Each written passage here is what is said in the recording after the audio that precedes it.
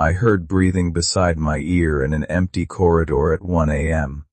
And when I looked down, the handprint on the wall beside me had 5 more fingers than any human hand should have. Ward 7.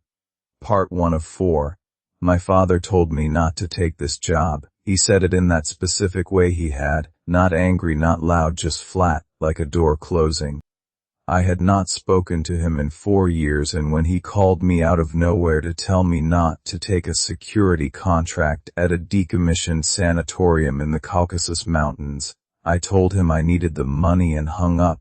I am telling you this because I want you to understand I had every reason to listen. I chose not to. My name is Arsen Makiev. I am 43 years old, recently divorced, and I had not slept more than 3 consecutive hours in 6 weeks. The sanatorium at Tskaltsmynda had been built in 1952 as a Soviet psychiatric facility and tuberculosis ward. It officially closed in 1991. Unofficially, it never closed at all.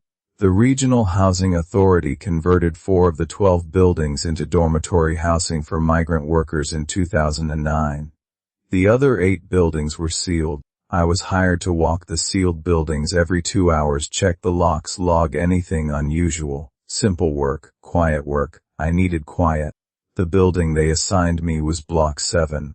It was the last one at the end of the complex, separated from the others by a cracked concrete yard. My supervisor handed me a key ring with 11 keys and a logbook and told me to start at midnight. He did not make eye contact when he said it. I did not think about that at the time. The first walk through was unremarkable. I am telling you that because it matters. Nothing happened. The corridors smelled like damp concrete and old rust. The examination rooms were empty. The iron beds had been stripped to bare frames. The windows were mostly intact. I checked each door, made my marks in the logbook, and returned to my station in the front entrance by 2040. I sat down, I poured coffee from my thermos, and that is when I heard it. Not a settling sound. Not the building breathing. I know those sounds. This was different. It came from the corridor directly ahead of me, the one leading back toward the examination wing. A single slow drag, like something heavy being pulled across a tile floor. Then silence. My body made a decision before I did. My hand stopped halfway to the cup. My lungs stopped mid-breath.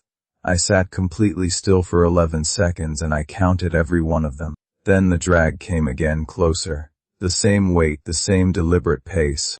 I stood. I turned on my torch and aimed it down the corridor. The beam cut 20 meters of empty hallway. Bare walls. Cracked plaster. The examination room doors closed exactly as I had left them. Nothing. I took 3 steps forward. The drag stopped. I stopped. I held the torch steady. At the far end of the corridor, just where the hallway turned left toward Ward 7, something was different. One of the examination room doors was open. I had closed it. I had checked the latch. I had written it in the logbook. The door was open, not wide, not dramatically. 4 inches, maybe 5. The gap was completely dark inside. I started walking toward it. My boots were loud, everything else was not. I was 12 steps away when I noticed the smell. It came from inside the room, dense, sweet, rotten, like fruit left too long in standing water, except underneath it something chemical, something that made the back of my throat contract. I stopped at the doorway. I pushed the door open with my forearm. I put the torchlight inside. The room was empty, iron bed frame against the wall, cracked plaster ceiling, a single broken window with moonlight on the sill, nothing else. I breathed out. I pulled the door shut until the latch caught. I turned to go back. There was a handprint on the wall beside the door that had not been there when I passed the first time. Palm flat, fingers spread, made in something dark that had not fully dried, at shoulder height, at my shoulder height, and the fingers were too long, not slightly too long, wrong. Each one easily 4 inches past where a hand that size should end. I put my torch on it. I leaned in close. I should not have leaned in close. Because that is when I heard the breathing. Not from behind the door, not from the corridor, from directly beside my left ear, warm, slow, deliberate.